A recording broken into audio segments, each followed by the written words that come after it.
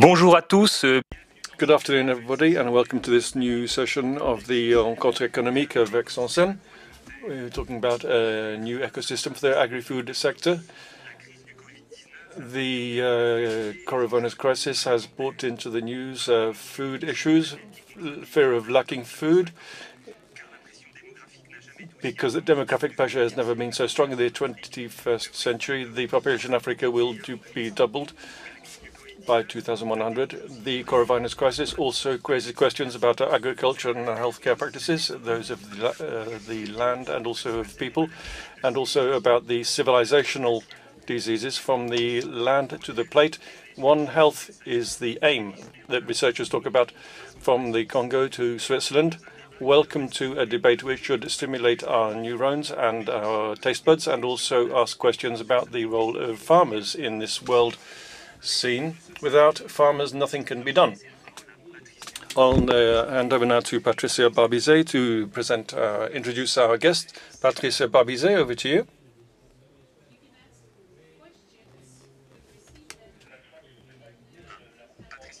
Patricia BARBIZET, over to you to introduce our speakers.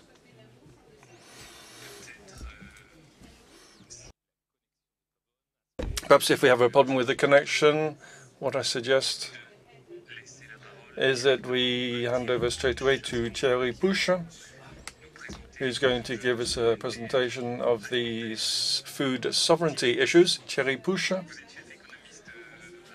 you are an economist at the BCA. You're also the author of a book recently with Jean-Marc Chaumet, with China, the risk of food dependence. You have 7 minutes.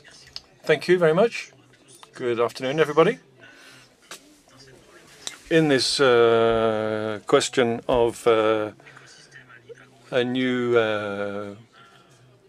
ecosystem for the agri-food sector, we've seen one thing with the coronavirus epidemic, which it has suddenly reintroduced the importance of security of supply in France, not only in terms of healthcare and food, but also in terms of the quality of these foodstuffs. Although unjustified, the fear of a shortage of foodstuffs is something that affected citizens, and which meant that during that period of lockdown, there were a lot of local sales outlets that people used near their homes, and we saw an increase in use of short food circuits and drive-in outlets. This might be part of a trend which was already starting to emerge before the health crisis. Maybe this is announcing a new crisis of the agri-food sector and perhaps a change in tendencies in France and perhaps throughout Europe. This is why the question is being raised as to why France imports so much food and agricultural produce from the EU and also from other countries outside the EU, in particular in the area of fruit and vegetables, poultry for collective catering, and for livestock breeders who have animals to rear. And France is particularly dependent on plant protein imports, especially soya. It's between 2000 and 2018, and imports of agricultural products increased considerably from 96%. This can give the impression that there's been a gigantic opening up of our internal market. And it's true also that in terms of exports, we have an agriculture and agri-food sector which have fallen back in terms of their market share, benefiting the Netherlands and Germany and more recently Brazil. And even within Europe, we have France, which is only just ahead of Spain, and soon Poland will be catching up in terms of apples and pork and also dairy products. So the question that was raised and has come up again, although it's been around for a long time, is to determine whether the French agriculture is still competitive. This is a question which is deserving of our interest, and we need to see whether this competitiveness today will be part of this new agri-food sector. competitiveness isn't just a question of competitiveness on external markets, also competitiveness in our own domestic market. And clearly, this competitiveness is quite fragile because of the low level of independence we have in terms of fruits, plant protein, and ovine meat and poultry. Over a long period, not just since the health crisis or the lockdown, we've seen already that we have a deficiency in our balance in this area for several years. When we look at what we export, the result is that we have a structural trade surplus in these trades of agricultural and food products. This surplus is mainly in certain products such as wine and alcoholic beverages, cereals, cereal products, dairy products, sugar, and live animals. In 2019, this surplus increased by 8 billion euros, contributing to slightly alleviating the trade deficit that France had overall in all the different trade sectors. It will be less in 2020 due to the health crisis and the economic crisis that we are going through, but we can see that this is a fundamental sector, not just for our sovereignty and capacity to export, but also for our economy and for the jobs that go with it. Although France has seen an erosion in its competitiveness over the last few years, above all it's in the intra-community market.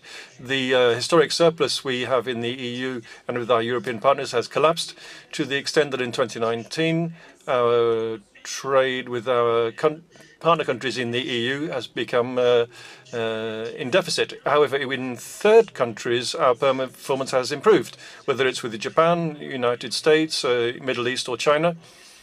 And this raises a question as to whether, in terms of foreign trade, perhaps it would be worthwhile for us to accentuate our performance with third countries rather than with the EU countries. Due to the crisis we are experiencing, our ambition is to increase our self-sufficiency level, which we should remember is a priority objective of the agriculture policy ever since the 1960s. And this objective was reached quite quickly thanks to the support mechanisms of the common agricultural policy. But the problem is that in areas such as fruit, vegetables, and plant protein, there we are very much dependent on our imports. And so it's a whole transformation that we're going to have to envisage in the organization of agricultural production if we want to reconquer our internal markets in a number of sectors, such as fruit, vegetables, and plant protein. Livestock breeders very much depend on the external markets to feed their animals, livestock, and we need to restore our sovereignty and our food self-sufficiency, although, of course, we cannot produce everything. We all drink coffee or tea every morning. It would be difficult to produce that in France. All of these aspects have been accentuated with the health crisis, even though they were already present before. Thank you. Thank you, Thierry, for this presentation of the challenges for the agri-food sector and French agriculture. Have we managed to find Patricia BARBIZET, who perhaps could give us some interesting information about the situation with apples? Hello, Patricia. Can you hear us?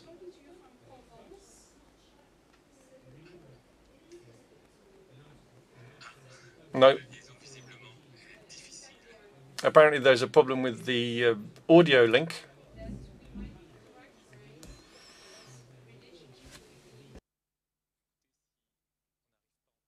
If we can't hear Patricia BARBIZET, what I suggest is that we continue with Sylvie Malou from ManiTech Congo. Here we're going to change to a different country. Congo, of course, is the second largest country in Africa, 80 million inhabitants. Second largest country in Africa after Algeria. Sylvie Makusia, you're a businesswoman. You work with Congolese farmers. Could you please talk to us for 7 minutes? Thank you. Good afternoon. Thank you for inviting me. Talking about the Democratic Republic of Congo. It's a beautiful country. What we say is that you only need to throw a seed onto the ground for it to grow. We are half between the equator, we have the two tropics in the north and south. Right to the south of the country, you have a very mild climate, similar to the Mediterranean climate. To the east of the country, there are mountains, and there is snow on those mountains, where we have a European climate. So in my country, everything that exists in the world can grow. And it's in this country we have a fantastic contrast. We say in our country that we have a capacity to nourish 1.5 billion people. Can you imagine? This is the equivalent of the population of the whole of Africa plus the population of Europe. But it is in this same country that part of the population are dying of hunger because they don't have access to food. And it's in the same country you have the quantity of food imports is greater than food exports. It represents 80% compared to 20% of imports. So it's huge.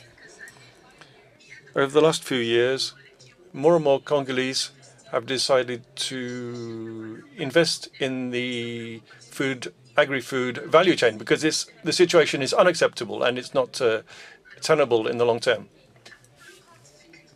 Our greatest difficulty in the agri-food sector in our DRC is that our country is so big. Unfortunately, we don't have the good communication infrastructure between different zones, the different agricultural zones, as I call them. What happens? We have problems with planes and ships. There is not enough communication. And so, for example, ManiTech, my company over the last few years, has started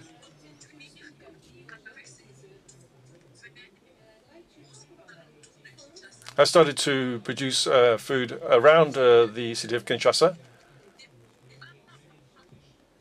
I'm sorry, but the sound is not possible for us to translate at the moment.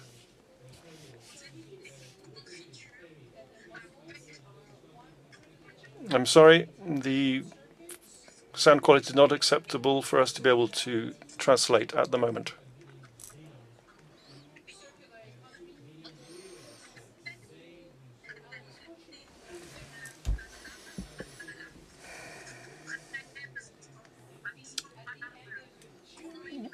We are sorry, the reception in the booth does not allow us to translate at the moment.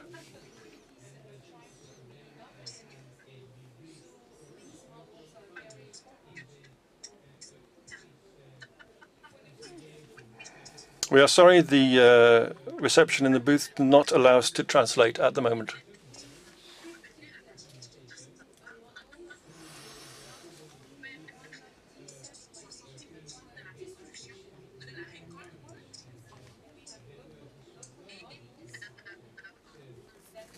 We are sorry, at the moment the reception in the booth does not allow us to translate for the moment.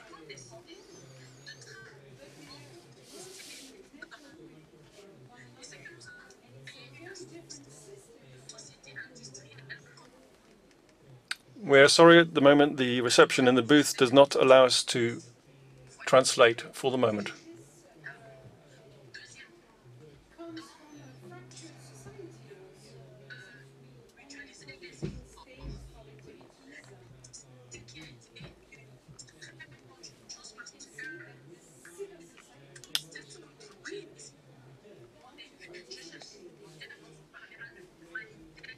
We're sorry, but at the moment the reception of the sound in the booth does not allow us to translate.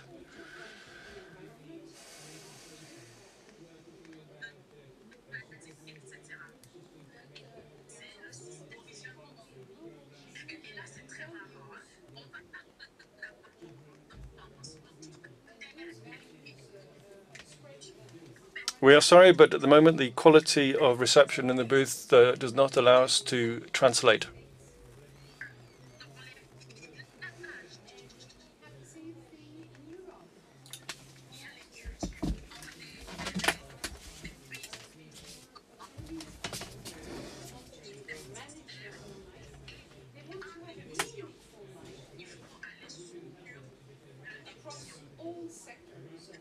We are sorry, but at the moment the quality of the sound reception in the booth does not enable us to translate.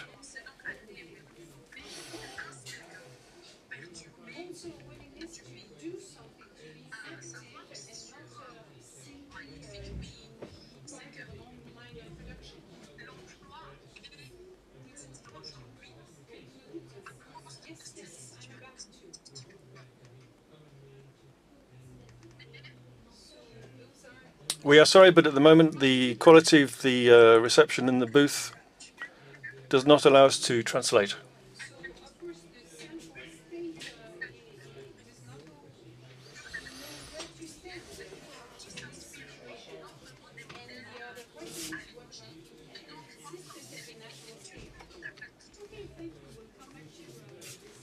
We are sorry, but at the moment the quality of sound reception in the booth does not enable us to translate.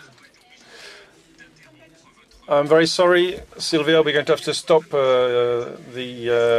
your presentation because with the sound quality is not satisfactory. Perhaps Patricia, BARBIZET, you could say a few words about the reduction in competitiveness of apples in France.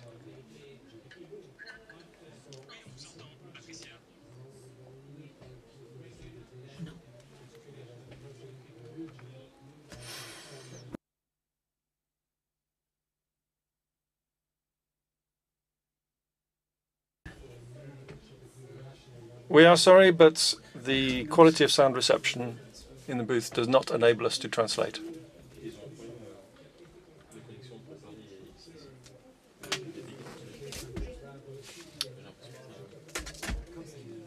We are sorry, but at the moment the quality of sound reception in the booth does not enable us to translate. We have no sound.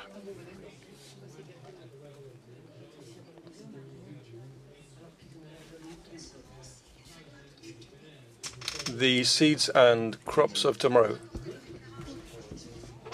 We are going to talk about the several following subjects: the food sovereignty of the country, the challenges of equality, the environmental challenge and global warming challenge, the challenge of energy transition, and finally the challenge of new technologies. Thierry, who we heard earlier, who's director of the Reference Studies Service and Prospective Studies Service of the Permanent Assembly of Agriculture Chambres, will be supporting the farmers in this environmental and societal transformation. Sivi MALUKISA, the CEO of ManiTech Congo, who we've just heard from, who produces jam, sauces and flour, is aware that she is part of a local ecosystem with its own jobs and traditions. This is essential in order to understand her engagement and business model. For Petra LAUX from the Syngenta company, who sell seeds, research in the agricultural sector is an important factor in order to ensure biodiversity and food security and competitiveness, and to therefore encourage more sustainable agriculture. And for Cécile, who's Director General of Danone, she talks about new ways of consuming these products to have a more healthy and sustainable production methods. It talks about the position of a group. Finally, BIJAOUI is the head of FRICHTI, a well-known startup, who is using technical innovation as a way of seizing new opportunities and of supplying cooked meals using fresh produce. I'd like to talk about a concrete case based on a French agricultural field study. Rather than giving an academic presentation, I prefer to talk to you about a story about apples.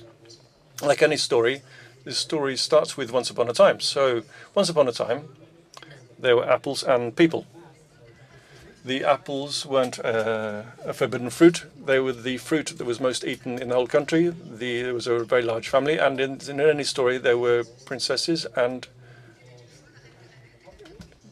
difficulty. There was an apple called Pink Lady, and they had many cousins, the Bascala, the Golden, and the Belle Chanteur. The people, the apple growers, had recognized know-how, which meant we were self-sufficient in apples with abundant and diverse offering of apples. Thanks to them, And our country was the sixth largest apple producer and exported more than 600,000 tons per year. The apple sector employed more than 5,000 jobs, more than the automobile industry at the time. This sector was one of the main sources of jobs in the rural areas. And this continued through the agricultural area. But there were increasing threats on this sector. The Polish producers produced more and more, and also China started to double its production. And right around the world, other countries produced more and more apples, such as China, Turkey, and South Africa. Because of this competition, this country started to lose market share, and its trade surplus had been reducing year on year for 20 years. Its traditional customers, such as the United Kingdom, stopped working with them, and its imports of low-price apples to make industrial compotes and apple pastes increased. The situation for different growers was very different for Granny and Golden Delicious. The competition was very, very tough. The national quality was judged to be mediocre, and the prices were brought down by the competition. Then we have the rustic apple varieties with the internal market, they were survivors of an existing world. And then we had the Pink Lady, which belonged to the Club Apple Club family, had a different destiny. Thanks to its advertising, it was selling very well at a satisfactory price. As in other economic sectors, the country was losing its position in apple production with a reduction of production and the number of farmers and growers, and reduction in growing area and an reduction in the jobs. It was as if a terrible wind was blowing through the apple production sector in this country. Often the quality of the products being imported was insufficient. The country didn't invest sufficiently. The orchards became old and in poor condition. National production found it difficult to adapt to the new demands of consumers, and they invested more in marketing than in production. The apple sector wasn't sufficiently structured, especially in terms of packaging and commercialization. Finally, the exports were not positioned on the most dynamic markets, such as the Middle East and the Far East. And finally, changes in eating habits meant that this sector was faced with increasing demand for local production. There were many challenges, and the economic crisis accentuated by COVID made the situation worse. For this fairy tale to have a happy ending, although nobody has a magic wand, it's absolutely vital to transform our ecosystem. To do that, there are several levers. First of all, to invest in the orchards, to make them more modern and better equipped, to control costs of agricultural labor in particular, and to adapt our production to consumer demand by increasing quality and by marketing the offering to support the agricultural transition, to renew the sector right from the field to the fork, by dynamizing and innovating, by selecting the right varieties, and by using digital transformation and sustainable development, and to reduce the use of crop production products and to increase the production of organic products. In this way, the apple sector will be able to continue to reign, and the Pink Lady in France will be able to look in its mirror and say it is still the most beautiful. Thank you, Patricia BARBIZET. What you have said enables us to back up what Thierry said about the reduction of French competitiveness in the internal European market. Now, the question we have is, how do we answer these new societal demands? The question of global warming, and I'll hand over to Petra, you're in charge of sustainable economic development for Syngenta, which is a larger seed producer, which was bought by the Chinese group in 2017. Over to you now for 7 minutes. Petra LAUX, est-ce que vous nous entendez? Petra LAUX, can you hear us? Ah,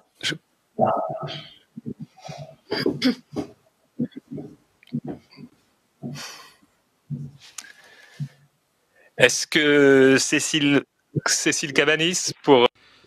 Maybe Cécile CABANIS can talk to us for Danone because Petra, LAUX, we can't hear you. I don't know if you can hear us. Ces nouvelles attentes et fait face à ces défis à la fois. Can you tell us how we can challenge these food and environmental challenges? Well, I don't know if you still have an echo. This is, let's say, an improvised session as far as the sound is concerned. I wanted to get back to the pre-COVID period when we realized and became aware of the fact that the food system that had been built over decades was running out of breath.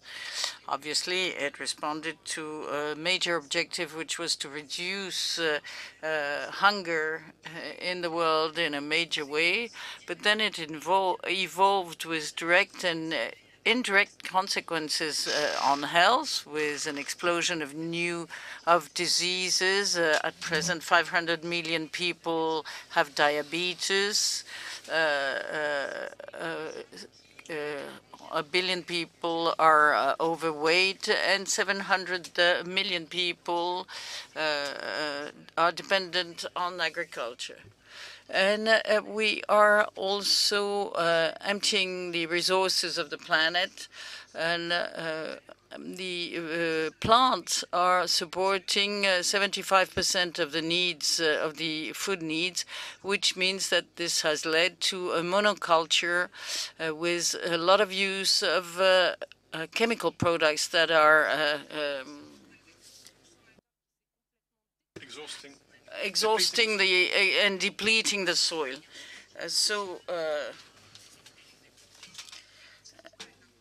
So food should be a moment of pleasure, and now we have a consumer that is disconnected from the origin of the foodstuffs.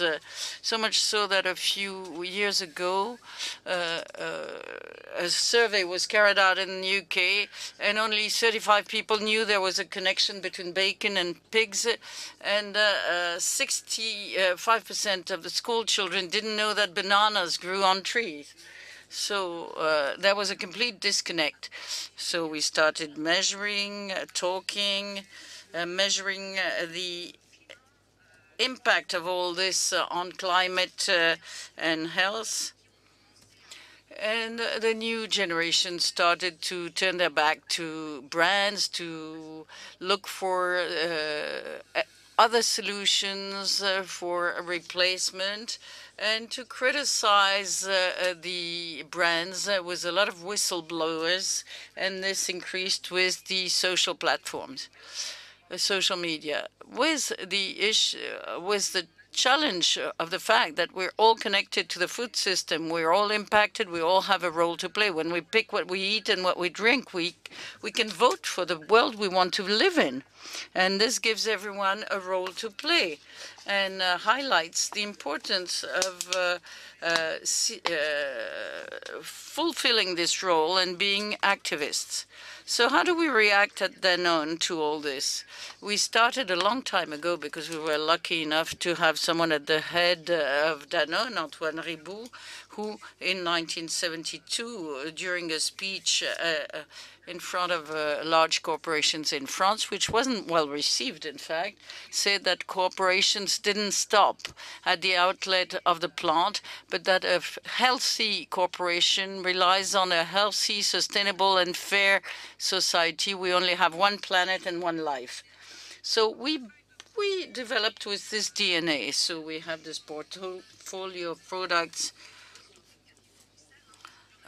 in healthy categories. 90% of our products are being recommended by health authorities for daily consumption.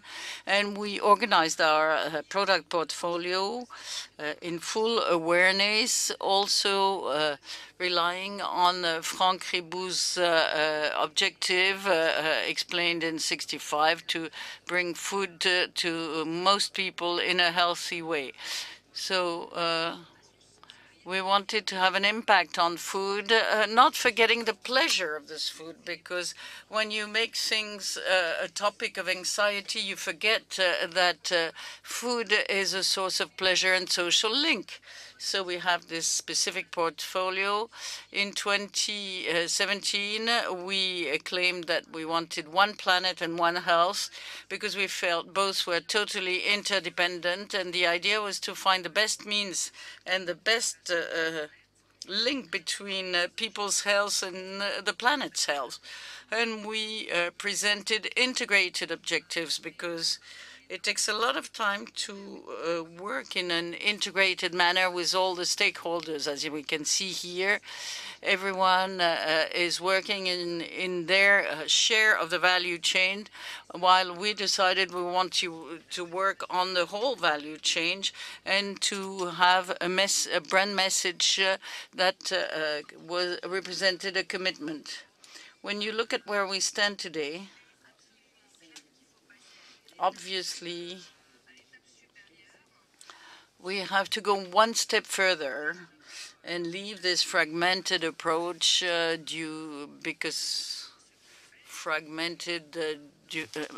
because of the data and everyone's footprint. When we talk about carbon footprint, it comes from the upstream agriculture. So the idea is to work on this agricultural transition with our farmer partners. This is where we can make a difference. I believe that as citizens, we are also sometimes we sometimes have a contradiction between the way in which we consume our modes of consumptions and our convictions and our mode of speech. Investors who play a major role in the funding of this transition also have a major role to play, because when you are a listed company, the main difficulty is to manage to actually manage the tension between the various time horizon, short term for shareholders and necessary investments which work over the long term. And it's absolutely essential to work on these two aspects and to integrate not only economic indicators, but also indicators that show harmonization with and that show the impact you're having and translating this in a new mode of valuing of companies. So as to convince investors. Last year, we decided to make the cost of our carbon emissions in our net profit per share visible. And we worked on a step-by-step basis. And 2 weeks ago, we had our General Assembly, and we decided to vote to ask our shareholders to vote so that we became a mission company, a mission-led company, meaning that we have major social and societal objectives. We suggested this to our shareholders with a strengthened governance and a mission committee that will set up all these objectives. And the good news is that 99.5% of our shareholders voted in favor of that. So this makes us quite optimistic. And when you look at all the reflections carried out in Europe on diversity for 2030 and from farm to fork, we have to seize this opportunity to act together. On our website, we have a call for action for a common agricultural policy for Europe to regain our agricultural sovereignty, taking into account all the impacts, economic, social, environmental, and we should all advance in the same way. We can't just work in isolation. So I think you should be optimistic, and we have to find objectives for a future that everyone can hope for instead of reacting to fear. We have to react, and let's start working and seize our destiny together. Thank you, Cécile CABANIS, for presenting the strategy of Danone. We can see that no one has the answer. We have to work together to imagine, think of solutions for a healthy food that will respect the environment. I turn to Julia BIJAOUI. You are the director and co-founder of FRICHTI. FRICHTI means a simple, easy meal, and what you wanted to do was to cater for the consumers who want agriculture and meaning in their plate, but they also want a service. How do you view these new trends on the market? You have 7 minutes. Can you hear me properly? Yes, we hear you very well. Okay, great.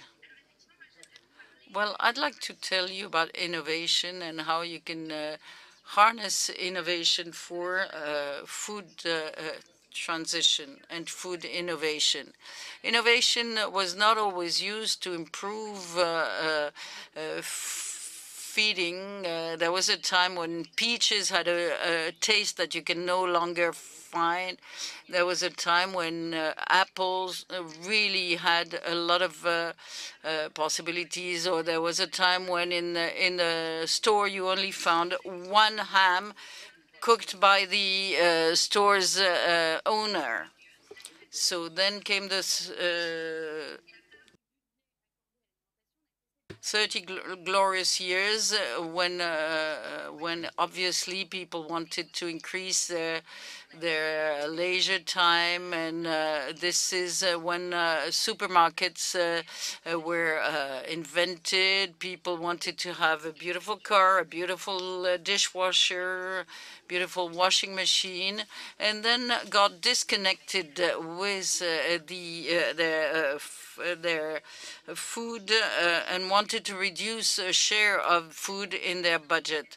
But you cannot produce quality at any price. So obviously this has an impact on production. The job of producer was devalued, and they became one input in on the market. And from one ham, you ended up with 75 or 150 SKUs, all in line in the aisles of the supermarket, all beautifully packaged and overpackaged with shiny packagings that don't mean much. You had preservatives almost everywhere. But you have to know that the newcomers on the market live for a few weeks before they disappear sometimes. So now the good news is that the world and consumers are waking up. They say, okay, let's stop that. And we see the emergence of new stakeholders in the food market that offer taste, freshness, zero preservative, transparency, true authenticity, a new generation of producers that are highlighted with a proper know-how. So it is bien manger, eating well. And the idea is to go back in time towards quality. So at FRICHTI, we develop two major innovations for this quality. First of all, a logistic one. Secondly, the use of digital platforms to highlight the value of the know-how of producers. So what we did was we rethought the upstream supply chain to get more transparency and freshness. So two activities: we cook and sell cooked processed food with no preservatives, and we work with producers. So our average life cycle of our dishes is 24 hours, and our waste is only 2%. The fresh products we send to the supermarket take about 48 hours to go from the producer to the customer, i.e. 4 times less than in normal distribution. To do that, we developed a new fresh stuff management technology. So we know everything we have in our stock. And you might be surprised, but it's not what stupid markets do. We know exactly what is left and where, and we can order properly and very specifically with shuttles that will bring new stocks to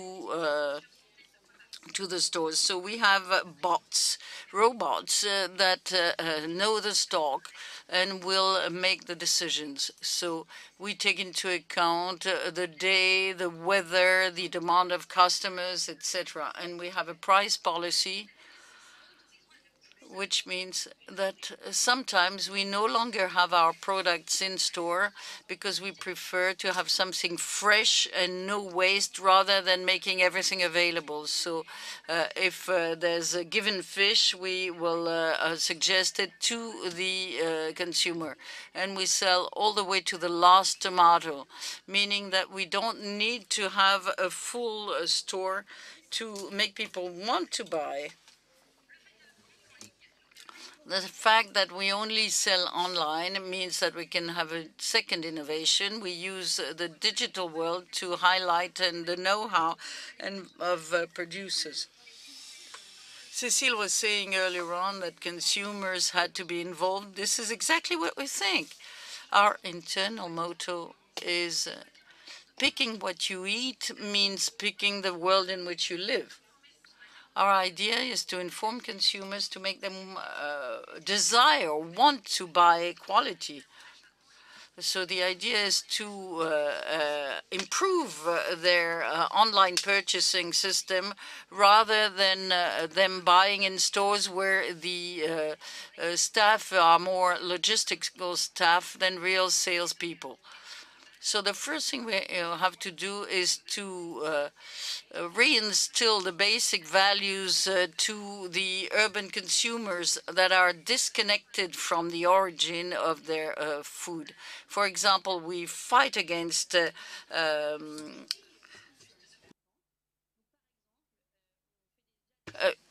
plastic films. For example, we have no stock of fruit and veg. We prefer to have social campaigns. For example, last year we had a 1-month tomato boycott to get people off tasteless tomatoes. So the second thing we do is that we try to highlight again the extraordinary know-how behind the products that people consume, introducing video clips, faces. We have a beautiful video on Bordier, which is a great producer of butter in Brittany, and people loved it. And so we also have an Instagram system to give the floor to producers so that customers can understand why a good product will have a price. So we want to reintroduce the quality of products and make consumers more aware of it so that they can include this in their total budget. And we want to give more outlets to people who do things well so that we drive up, we pull things up. We do this using logistics more and more, thanks to technology, in order to maintain reasonable prices. Obviously, the price factor is absolutely essential, and we must never make quality choices that come too early because people might not be able ready to pay for this, and the service wouldn't be used. We don't want to give the top quality, but we want to be a little above the usual quality so that people are pulled up and start following the trends, and so that the producers of quality products can follow the trends. So the young generation is aiming for quality, and this is important. Thank you very much for your enthusiasm, Julia. I suggest we go over to Petra, LAUX, in charge of sustainable development within Syngenta, how these great seed and agrochemical companies respond with innovations, patents to these new expectations.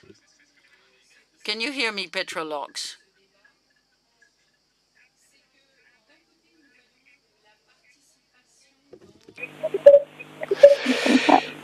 Can you hear me now? Yeah. Okay, we try. Good afternoon, everybody. Non, on ne vous entend pas. We can't hear you, apparently. Yes, now we hear you. Go ahead. Hello. Hi, everybody. Thanks a lot for inviting me to this interesting discussion about the new ecosystem for the agri-food sector. We already got some really interesting input on the role of the consumer, the farmer. And I must say, at Syngenta, we understand all these challenges because it's our daily work to help farmers facing the challenges of the changing world we are living in. What do we expect from farmers? We want farmers to improve the soil, enhance biodiversity, and respond to societal views on food and agricultural technology. And of course, then we have the umbrella issue, the adaptation to the effects of climate change. Let me introduce a little bit Syngenta to start with. I know we are a very challenged sector. I know that pesticides are not welcome by the public. But I also know that we are useful. It is time to stop believing that the plant protects itself. Even in organic farms, plants need help. Even in Congo, we heard Sivi say, you know, you throw a seed in the soil and it grows. Yes, it does, but it needs help to stay healthy. It's a question of food safety. Let me share with you one very recent example. You may have heard about the invasion of farms of locusts as big as Luxembourg in East Africa. Without protection, no food. It is not a theoretical approach, it is real. The lives of thousands of men, women and children are at risk. It is our responsibility to protect them. So Syngenta's ambition is to help safely feed the world and take care of our planet. Concretely, what does this mean? Syngenta is the leading science-based agricultural tech company. 48,000 employees in over 100 countries are working to transform how crops are grown and protected. We accelerate our innovation and invest to advance a more sustainable agriculture, which is good for nature, good for farmers, and good for society. And just a quick reminder to make sure we are all on the same page. Syngenta addresses all agriculture, both little growers as well as big farms, both organic as well as conventional farming systems. We want to help farmers across the world change and improve the way they grow crops sustainably, and also to improve soil quality, decrease residues, and combat climate change. The agricultural system needs to change, and it is our job to provide farmers with the right tools to do so. Let's look at a few examples, starting with seeds. We are very pleased to develop seeds which are more resistant to drought, insects, or disease. There are many concrete examples, but let me present one of our last innovations. We have a new variety of cabbage called Cordoba. Cordoba is an early winter variety of Savoy cabbage. It is the first of its kind to combine resistance to major diseases most harmful to this type of cabbage. Intended for the fresh produce market, it combines a couple of benefits: flexibility of use, good crop vitality, strong root system. It's round, easy to cut and package. Vegetables are a very good example here because there's a direct emotional link, because the vegetables are no more processed. They reach directly the farmer, they reach directly the customer coming from the farm. I was just thinking, the colleague of Danone who said people don't know any longer, where the food comes from. So vegetables are easy to discover. If I speak about barley, wheat or sunflower, it's a bit more technical and further away from the customer. Second example, crop protection. At the same time, we are developing crop protection products to answer the expectations of society. Here, we strive for the lowest residues in crops and environment. And we have, for example, a biocontrol offer which allows to grow grapes without residues. Last but not least, digital innovation. Digital has engaged a real revolution in agriculture, and thanks to digital technology, we know what the plant needs, when it needs it, and where it needs it. Digital allows our growers to reduce and optimize the use of water or agricultural inputs. So, how do we deal in Syngenta with all the sustainability challenges? We have recently launched what we call the Good Growth Plan. And this Good Growth Plan relies on two pillars. First, helping farmers. Second, fighting climate change. When I say helping farmers, it means that we develop products and solutions adapted to their needs. So what do farmers need then? Any farmer needs what customers will buy, will eat. We heard about this just a few minutes ago from Danone. What does the customer want? So first, the customer will want to have enough to eat. So this is a question of productivity. The farmer needs to be able to supply sufficient quantities. Second, the customer wants safe and healthy food. So this is a question of quality. And third, the customer wants taste and pleasure. So this is the question of diversity. And by the way, I would be really curious to test some of the products from FRICHTI. Maybe I have an opportunity one day. So this, what I'm explaining here, is not a global company point of view, but it's a European vision. It's exactly what we heard just before, and our job is to develop seeds and crop protection products which meet farmers' expectations for more quality, more quantity, and more diversity. Second pillar of our Good Growth Plan, climate change. Climate change is an existential threat to all of us and future generations. For farmers, climate change is not just a theoretical risk.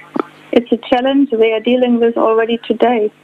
Just yesterday, FNSEA, the French Farmers Association, issued a press release concerning the impact of climate change on farmers.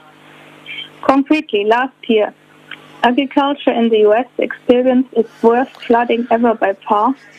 European countries like France endured the highest ever temperatures, and Australia had its most severe drought ever, causing massive wildfires. I think we all watched this on TV.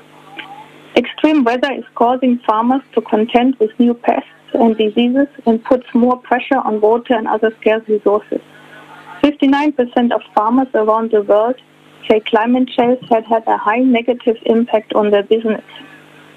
And do you know how many farmers across the US, France, China, Brazil, India, and across Africa are directly concerned by climate change? 72%. It's 72% who are worried about the impact on their farms in the next 5 years. Over the next 5 years, this is not a long-term problem. This is an issue for our generation now. This is our issue. The fight must start now. It's not a marketing claim for Syngenta, it's a responsibility for each and every one of us. That's the reason why at Syngenta we are accelerating on our innovation. We have committed to invest 2 billion over the next 5 years to help farmers prepare for and tackle climate change. We aim to deliver technological breakthrough to reduce agriculture's contribution to climate change, harness its mitigation capacity, and help the food system stay within planetary boundaries. And like many other companies and sectors, we are also reducing the carbon intensity of our operations by at least 50%. Okay? Merci beaucoup, Petra LAUX. Alors, je vous propose de... Thank you, Petra LAUX. I suggest we continue the discussion with our guests who all insisted on the transformation, on the change in the digital world and the position of the consumer. Thierry Pouche, are we really undergoing a true transformation of the agri-food sector? What is going to stay after the COVID crisis in our plate? Le comportement du consommateur. Consumer behavior was already changing before the coronavirus. For some years, there had been strong demands on the quality of the product and the shortening of distances between the producer and the consumer. There was a lot of emphasis on animal well-being as well. Everything that could lead to health risks for food production was under suspicion, and there was a desire to get closer to producers and growers to be able to identify and track the product that people are going to eat. The lockdown, with the kind of panic that occurred amongst consumers who were afraid there would be food shortages meant that we had a kind of amplification and inflation of this type of behavior. So instead of going to the supermarket and traveling in a car for some distances with the risk of being contaminated, the consumers preferred to go to see a local farmer and thought, well, the farmer can sell me fruit and veg and pieces of meat. Is that going to continue? It's going to be difficult to say. First of all, it's going to depend on this pandemic. Is it going to continue or not? Is there going to be an anchoring of this type of behavior, anchored in the local territories? We shouldn't forget that although households are waiting, there's the collective catering that has to be managed as well. When you have public bodies or private bodies with canteens or school canteens, a hospital catering with very tight budgets, obviously for some years now, they've been working with producers offering the lowest price. Perhaps with the territorial food projects and the Chambres of Agriculture are willing partners in this kind of project. Perhaps we can loosen up some of these constraints so that local production can supply local catering companies and reduce dependence on fruit and vegetables from outside the local area. Perhaps so we can have projects in local areas to produce fruit and veg locally. But to do that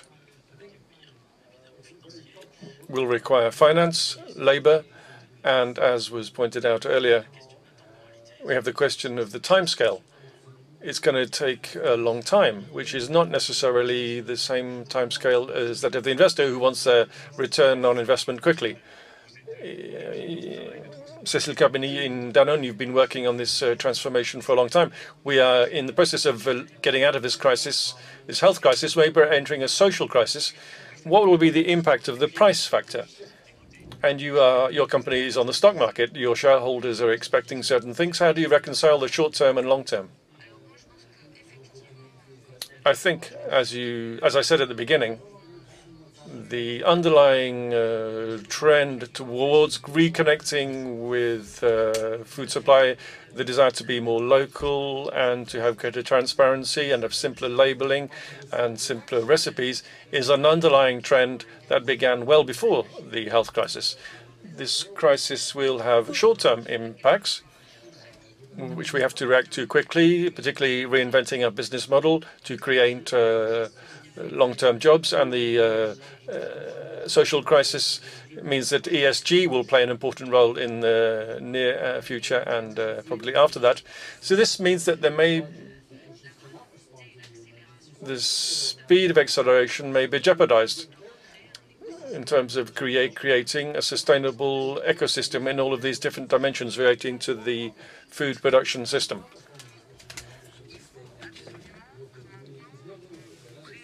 I think now we have to realize that this is everybody's role in a collective way. You have to have the politicians, you have to have the companies playing their role, the consumers and citizens have to play their role as well.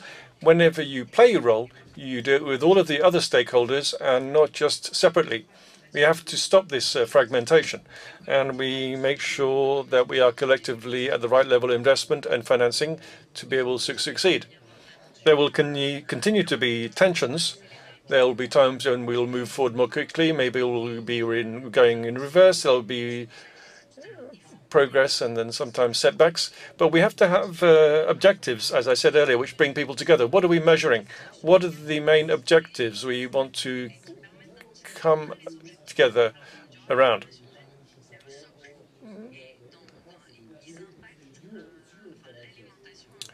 Food, the agri-food sector has an impact on many different other things. We have to continue. It will take a long time. We have to continue bringing people together. And the crisis has acted as a catalyst, which means we now have to move forward more quickly in these areas. Julia BIJAOUI, can you hear us? Oh, you can. Wonderful. Do you feel there is a strong expectation from French farmers? Do you think they're ready to take up the challenge? of being in proximity to their consumers and freshness.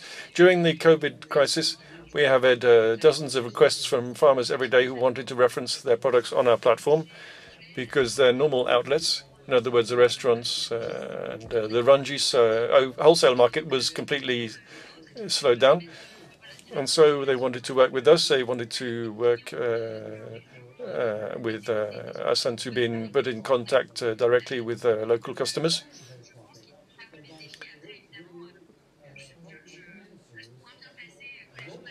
I'm not as well placed as the Chamber of Agriculture to talk about this, but it seems to me that the consumers are going to change and companies will offer them possibilities that will be interesting enough for them to make the investments that are necessary for them to carry out their transformation.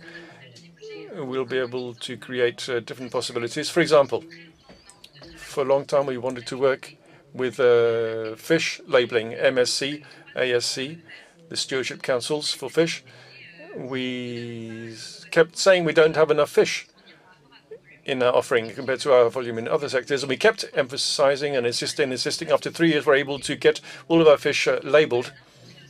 So this means the industry has to transform itself as well. It's really a circle where everybody has to participate. I hope it's a virtuous circle, so the consumer experience will help to build the value of the product, so there will be more and more outlets for these wonderful products. And the trend that you've underlined during the pandemic, is that continuing now? It's continuing, absolutely, yes. I agree with what was just said. The trend was already there, and the health crisis has accelerated two things. First of all, the changes in people's behavior. Lots of people who hadn't yet changed the way they behave, for example, working with buying from local producers and growers. This is something that isn't going to disappear. It's going to continue accelerating. And then, of course, the decision to eat better. A lot of people have become aware of the importance of eating properly and the impact that has on their health and on the planet. People have thought a lot about their health during this crisis. This has accentuated trends that already existed before the crisis and will lead to exponential changes, I think. Petra, LAUX. There's a lot of expectation from consumers. We know that we come to the end of an agricultural model. You talked about Syngenta's investments, 2 billion euros. In the next 10 years, do you think you are going to be capable of putting on the market products that will be capable of guaranteeing preservation of biodiversity while still offering high-quality agricultural products?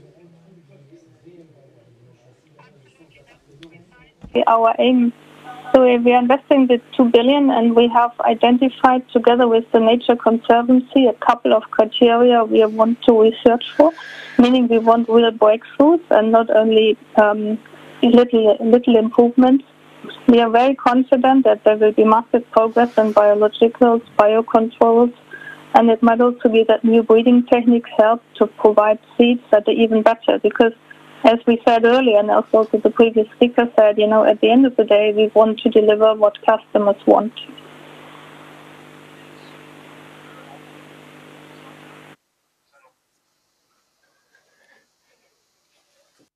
Ah, je ne vous entends plus. Alors écoutez, moi je vais vous proposer de... Okay, what I suggest now is that we take some questions from the web users. Jonathan Demoine, who asks if it is necessary to invest in the agri-food sector to re-establish European food sovereignty in this area. Thierry Pouche, perhaps. Do you think Europe should mobilize to increase its food sovereignty? Europe was already mobilized from the very beginning of the 1960s when we created the Common Agricultural Policy. There's an article in the Treaty of Rome which says that food self-sufficiency has to be achieved in order to feed the European population. At the time, there were only 6 member countries. This objective was achieved quite quickly in less than 10 years afterwards in a number of sectors, in cereals and dairy and sugar and pork, where self-sufficiency was achieved using a model which today is considered to be completely out of date. I think it is quite easy for the European Union to open up the previous treaties and to re-establish self-sufficiency, which is already defined as a priority objective for agriculture. At the time, we didn't even talk about exports of agricultural products or food products out of Europe.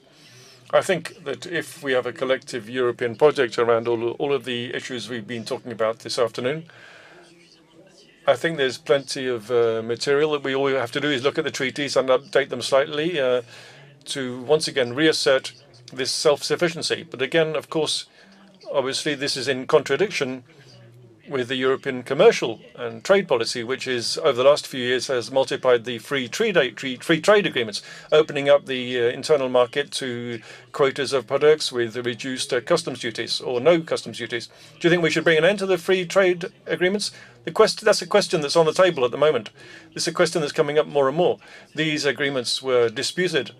If we take the example of the CETA a few years ago, the agreement with Canada, in the current crisis, we are hearing a number of voices, and even the Commission, in its document From the Farm to the Fork, there is a paragraph talking about the possibility of re-examining its trade policy. Is it going to have any concrete effect? We don't know, but it's a question that's being asked. Does that mean we could imagine perhaps that we might have environmental and climate clauses in these agreements? Yes. For example, yes, might go further. We might see not only, as the President of the Republic said, we might not only see whether products that are approved as part of a quota, whether we need to apply environmental clauses. There could be a number of people saying that we can continue to negotiate free trade agreements on a bilateral basis, but we remove food and agriculture from these agreements. We make food and agriculture an exception, as you have cultural exceptions. Okay, thank you. Another question, Gustavo Flip, who asks how we can reconcile the demand to eat better and make sure that food is accessible to everybody. Are you working on this in Danone? Yes, of course we're working on that, yes. All of this is on the same subject. Earlier, I was talking about having simpler recipes and shorter lists of ingredients. This requires innovation. Innovation is a key point to rework the whole of the value chain and to enable us to have simpler products in shorter circuits that will be for different types of purchasing power. But we shouldn't forget that at the end of our agri-food sector, the aim of which is to feed as many people as possible, we weren't paying for the real cost of food. So there's a subject there. Earlier we were talking about how farmers can participate and whether they were engaged in this transformation. In France, in February 2020, we launched a project consisting in increasing the available revenue of our partner farmers by 15% by supporting them in their food on the agricultural transformation, on the regenerative agriculture. We already have 200,000 farmers who are participating in this challenge, who we are supporting in the long term. So by working with all of the stakeholders and by innovating, this is a way of safeguarding portfolios which will be available for everybody. And this commitment to build value for farmers, is that available for all of the farmers you work with today? Today we launched that in France with all of our partner farmers in France.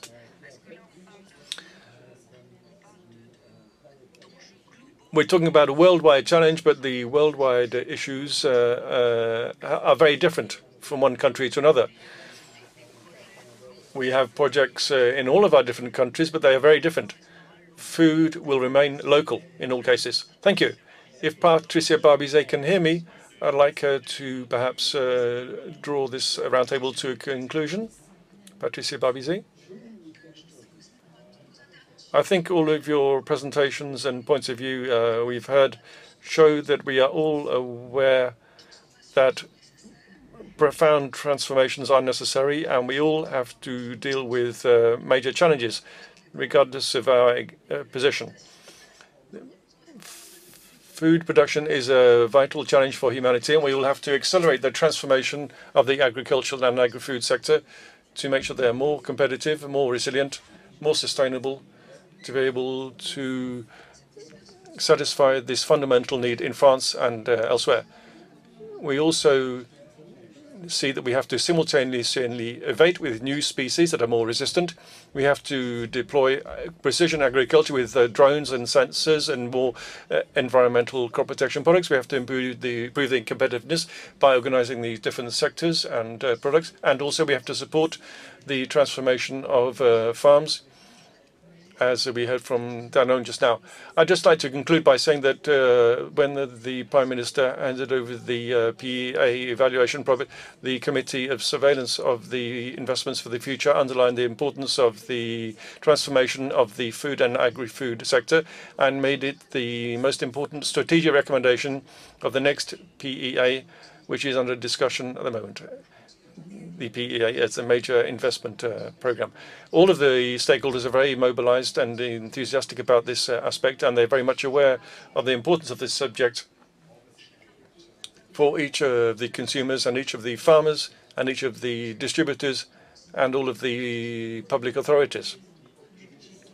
I think there is plenty of hope, and we should be optimistic, because I have the feeling that everybody is in agreement and is mobilized. I'm sure we'll be able to succeed. And as the former President of the Republic said, let's all eat some apples. Thank you, Patricia BARBIZET.